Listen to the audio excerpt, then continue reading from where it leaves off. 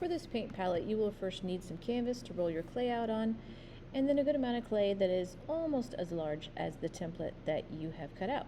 I like to roll my slabs almost a half an inch for this particular project, which is a little thicker than most slabs, but we're going to be making some paint wells, and we'll need those to be at least a quarter of an inch deep.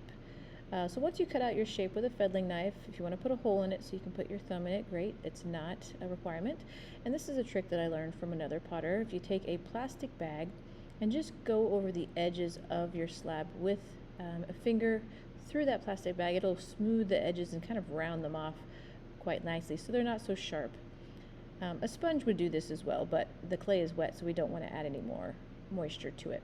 So a fettling knife end I've found is pretty good for making the paint wells. There's a lot of tools that could probably do this. This one just has a nice smooth rounded edge. Notice how I still have the plastic bag on top. That way it doesn't really dig into the clay, and it kind of makes a soft little rounded well for the paint.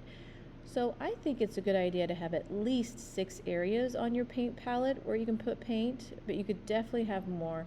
And you can see how I'm kind of putting this fettling knife end in there, but also kind of working it around so that the size of the paint wells are a little bit larger than just the end of that particular tool.